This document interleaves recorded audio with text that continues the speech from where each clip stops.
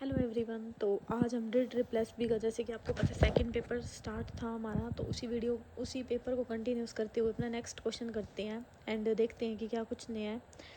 हमें first question दिया है कि what is the sum of the next 3 number in the sequence.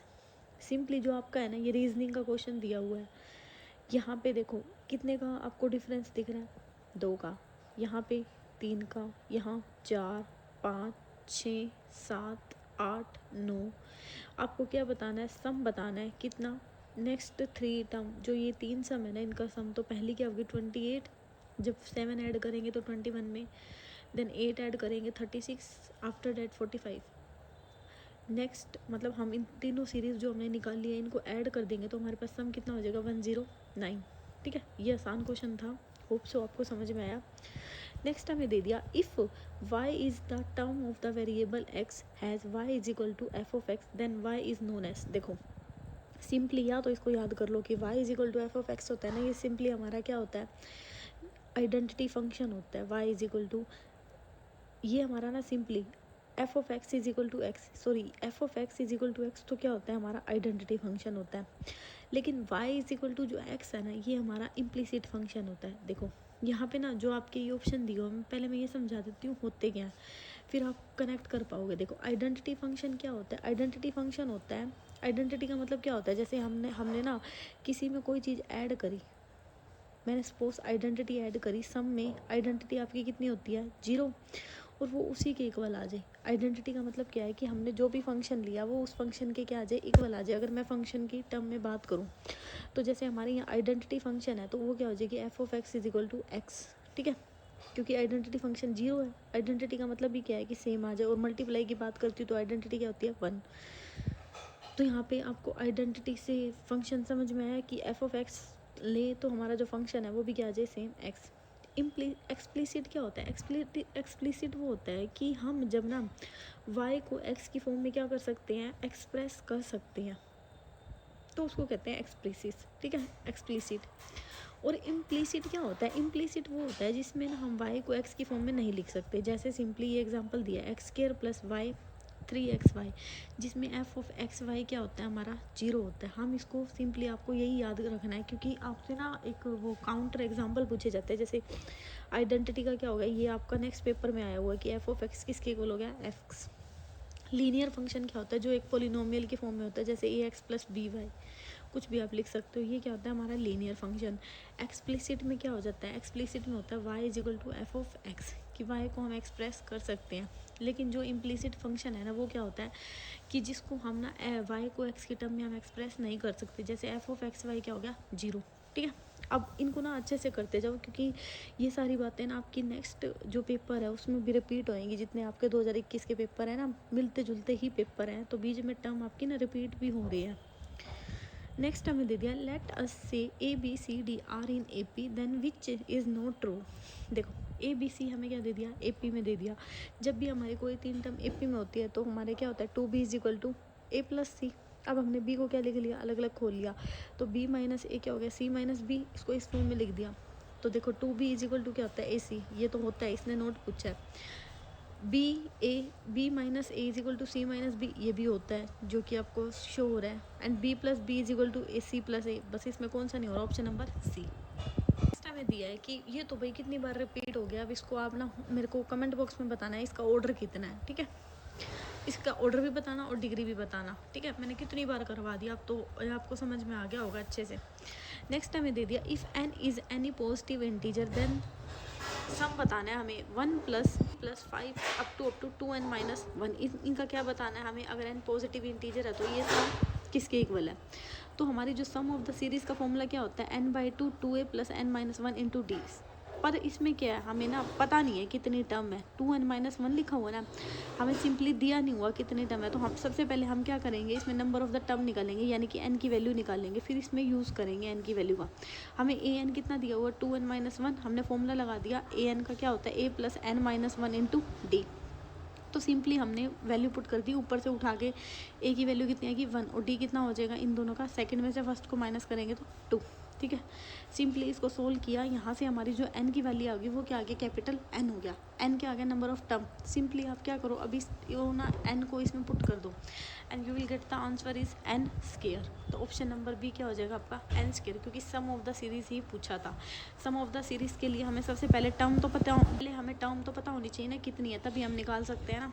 ठीक है, नेक्स्ट हमें दिया है क्वेश्चन, हमें दिया है कि if d y is equal to 2x की 5 dx then what is the equation of the y in the term of x if curve passing through 1,2। Simply हमें क्या दिया है, डी वाई दिया हुआ है और पूछी किसकी वैल्यू है आपसे, then what will be the equation of the y in the term of x, मतलब y की वैल्यू पूछनी है और x की, यानी कि अगर मैं इस फंक्शन का नाम दूँ तो इसको हम एक्सप्लिसिट फंक्शन बोल सकते हैं ना, क्योंकि y को एक्सप्रेस कर रहे हैं किस में, इन द टर्म ऑफ x। ठीक है, तो सिंपली आपको डी वाई दिया, इसका इंटीग्रेशन कर दो। इंटीग्रेशन करने के बाद आपके पास क्या आ जाएगी, y की वैल्यू आ जाएगी और यहाँ से आपने सोल्व किया। अब आपने क्या करना है, यहाँ से इक्वेशन आ गई हमारी 6y, जब मैंने एलसीएम लिया इसको सोल्व किया एंड नेक्स्ट में मैंने 2 से काट दिया कि 3y is equal to x की 6 plus 3c and 3y is equal to x की 6 प्लस 3, और c की वैल्यू हमने यहाँ कैसे निकाली है, हमें जो वैल्यू दी हुई थी ना, x is equal to 1 and y is equal to 2, हमने इस इक्वेशन में पुट कर दिया। x की वैल्यू एक बार आपने चाहे इसमें पुट कर दो, मर्जी है। इसको सोल्व करने के बाद आंसर आपकी c की वैल्यू 5/3 आ जाएगी। ठीक है, उसके बाद क्या करना है, 5/3 की वैल्यू को पुट करके इक्वेशन में, क्योंकि हमें इक्वेशन बनानी है, इसने कहा है ना what is the equation of the y, हमें इक्वेशन बनानी है, तो हम एक्स वाई की वैल्यू तो पुट नहीं करेंगे, एक्स वाई की जो वैल्यू गिवन है ना उसका यूज़ हम c निकालने के लिए करेंगे। तो यहाँ से हमारी इक्वेशन क्या हो जाएगी, x की 6 minus 3y plus 5 is equal to 0। ठीक है, एट वट वैल्यू एंड और value of the x this function is discontinuity. हमें ना बताना है, हमें फंक्शन हमें ना दिया हुआ है कि हमें ये बताना है कि कब हमारा जो ये फंक्शन है ना डिसकंटिन्यू होगा। डिसकंटिन्यूटी का मतलब क्या होता है, सबसे पहले तो ये समझो कि फंक्शन में कंटिन्यूटी एंड डिसकंटिन्यूटी का मतलब क्या होता है। कंटिन्यूटी का मतलब होता है जब हमारी left hand limit and right hand limit क्या होती है, दोनों एग्जिस्ट कर जाती है, तो हम क्या बोलते हैं वो फंक्शन क्या हो गया, कॉन्टिन्यूस हो गया। लेकिन जब हमारी लेफ्ट हैंड लिमिट और राइट हैंड लिमिट एग्जिस्ट नहीं करती तो उस फंक्शन को हम कहते हैं क्या, डिसकंटिन्यूटी। ठीक है, इतनी बात आई समझ में। अब बताना है कि इनमें से कौन सा फंक्शन है, मतलब किस पॉइंट पे डिसकंटिन्यूटी है। तो सबसे पहले हम चेक कर लेते हैं at x is equal to -1 पे। ठीक है, जब मैंने लेफ्ट हैंड लिमिट लिखी तो x की छोटी वैल्यू 1 से, तो क्या आ गया x प्लस 4, इसको सोल्व किया तो आंसर कितना आ गया 3। राइट हैंड लिमिट निकाली, यानी कि इससे थोड़ी सी क्या आ गई बड़ी, तो यहाँ पे क्या लेंगे हम एक्स स्क्वायर, तो यहाँ पे मैंने वैल्यू पुट करी, यहाँ पे क्या आ गया 1। तो मेरे को सिंपली यहाँ पे पता चल गया कि at x is equal to 1 पे क्या आ गया, हमारी लिमिट एग्जिस्ट नहीं करी, क्योंकि left hand limit and right hand limit क्या हो गया, एग्जिट ही नहीं हुई। तो हमारा ऑप्शन क्या हो जाएगा, क्योंकि डिसकंटिन्यू आ गया ना, हमें वो पॉइंट पता चल गया। सिंपली अब आप यहाँ देख लो, जैसे आपको दिया है, अब ये तो मैंने -1 पे लिया था ना, और यहाँ पे अब आप देख लो +1 पे लेते हैं। ठीक है, +1 पे जब मैंने ली लिमिट, लेफ्ट हैंड लिमिट निकाली, मैंने क्या आ गया एक्स स्क्वायर, क्योंकि +1 से थोड़ी सी छोटी तो ये, और बड़ी लेंगे तो 2 माइनस एक्स, तो यहाँ पे दोनों लिमिट आपकी एग्जिस्ट कर रही है, ये कंटिन्यूज है। ठीक है, ये 2 का एंड 0 का तो कोई मतलब ही नहीं है, क्योंकि हम यहाँ से देख लेते हैं कि हमें कौन से पॉइंट पे गिवन है। नेक्स्ट क्वेश्चन हमें दिया है कि find out the common ratio of the GP if first term of the GP is 1 and the sum of the third term and the fifth term is 90। देखो first term हमें क्या दिया है 1, are हमें नहीं पता, हमें third term and fifth term का सम कितना दिया है 90। तो सिंपली जो जीपी में ए आर निकालने का फॉर्मूला क्या होता है, ए आर की पावर n-1, तो सिंपली उसी का यूज़ कर दिया। ए आर की पावर 3 था ना, 3 में से 1 गया तो ए आर का स्क्वायर प्लस ए आर की 4 इज इक्वल टू 90। दोनों में क्या कर दिया, आर को कॉमन ले लिया, आर को किससे रिप्लेस कर दिया, एक्स से सिंपली। तो इस पॉलिनोमियल को क्या कर दिया, क्वाड्रेटिक इक्वेशन को सोल्व करने के बाद इसके रूट कितने आ गए -10 और कितना आ गया 3। ठीक है, एक बार आर की वैल्यू कितनी आ गई -10, तो मैंने ऑप्शन में देखा कि -10 का तो कोई मतलब ही नहीं है, तो यहाँ पे आर की वैल्यू कितनी आ गई +-3। ठीक है, जो आपको दिया। नेक्स्ट हमें दिया है कि solve limit x tending to 0 sine 1/x। देखो जब भी आपको साइन 1/x मिले ना, तो इसमें क्या होता है, इसमें जो आपके जो साइन का फंक्शन है ना वो -1 और +1 के बीच में चलता है। तो जब मैंने ना इसकी लेफ्ट हैंड लिमिट ली ना, तो इसने क्या दी, एक नेगेटिव फाइनाइट क्वांटिटी दी, और जब मैंने राइट हैंड लिमिट निकाली तो इसने क्या दी, एक पॉजिटिव हमें क्या दे दिया, फाइनाइट क्वांटिटी दे दी। ठीक है, क्योंकि ना जो ये वैल्यू होती है ना ये इन्फिनिटी पे तो डिफाइन ही नहीं होती, क्योंकि 1/0 क्या होता है इन्फिनिटी, और साइन इन्फिनिटी पे तो डिफाइन ही नहीं होता, इसलिए डज नॉट एग्जिस्ट।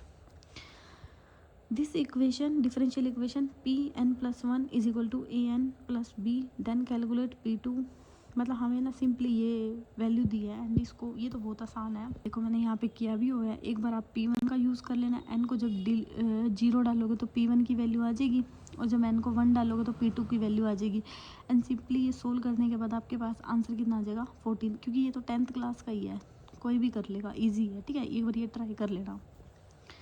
नेक्स्ट हमें दिया है कि find out the differential equation of √x² + 1। क्या करना है, सिंपली इसका डिफरेंशियल निकालना है, यानी कि dy/dx निकालना है, ठीक है।